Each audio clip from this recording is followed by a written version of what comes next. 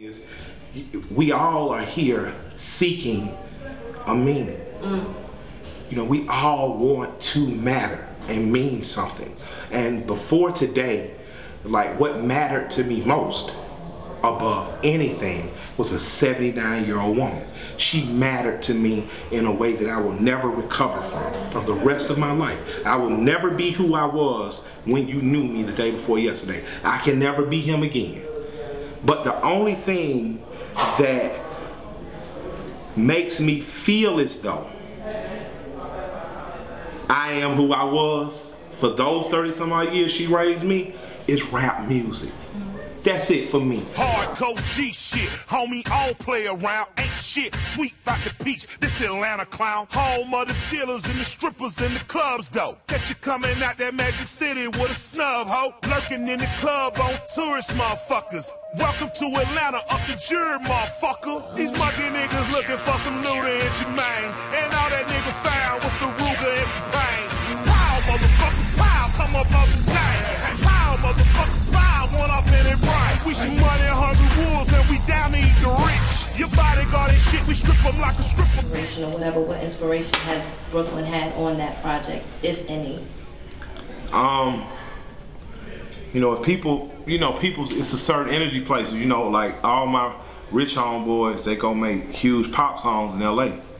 Like, it's just a vibe for it out there, you know, and what else would be more suitable than to make a music, album called rap music there in New York? You know, the only thing that could have possibly made it more authentic if I was in the South Bronx making it, But, Kane is from Brooklyn. I've been wanting to make this project, so I started making music. Every musician wants to make the big album. I don't know if it's a big album, because I don't know what big is anymore. Like, I'm here.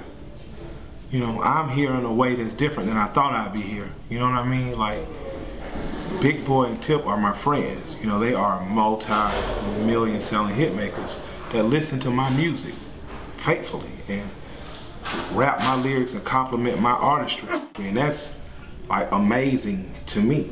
So, 30,000 people dedicate themselves to buying and supporting my music. So I don't know what big is. I know that Pledge, the last Pledge 3, was a classic record. And I know that the only artist I know of to have been 9 years in the game and consistently drop dope and better records was Scarface. And a career that I thought would have singles and respect and jet setting has turned into going around the world doing shows, building an underground base, and building a career that feels like something that can expand 20 years, and with a body of work that is increasingly better, because had you were here for Pledge. You saw a classic get made. You heard Ric Flair first. You saw me making this music, and to then leave, to have the freedom to say, I know that formula. I'm gonna come back and do that formula for my Pledge heads on Pledge 4. But I'm gonna go create a total cohesive sound with one producer was a dream. And what brought that dream into fruition was my man Jason DeMarco at William Street Records, who I had did singles with, singles campaign on Adult Swim. I did voiceover on Adult Swim. I do that, and just said, man, would you be open to doing a project, like a specialty project? Maurice Garland tweeted Rebellious African Peoples music. I hit him, I'm taking that. It literally came just through serendipity. A friend of mine wanted me to do a project. Another friend of mine tweeted out a name that I said deserves an album. I got in the studio with R.A.P first, because rap music should have been produced by 3 or 4 different producers. I got in the studio with him first, and I literally called Jason and said he has to do my whole album. There's no way he can't do this album. And I begged and hammered him, and literally became one of my closest friends. Right. In the process of, I tell Turner, y'all paid me to make a friend. And we went and lived together and got drunk and kicked it and ate at pizza places and did all the shit as a kid I dreamed rappers did. And if you're a kid from Atlanta or Memphis or Arkansas or Mississippi, if you're a Krit or a Banner or Arizona, if you from Florida, if you from any of these places, you gotta understand that what you all have there is equivalent to what Mecca has for Muslims, to what Jerusalem is for Christians. We sit in these little houses and we imagine we can be there making this music and deciding what the rest of the world thinks is cool. This is all of our dream. We all rep our home because we want you to know that we exist, not for your validation. But you guys made the world know New York exists.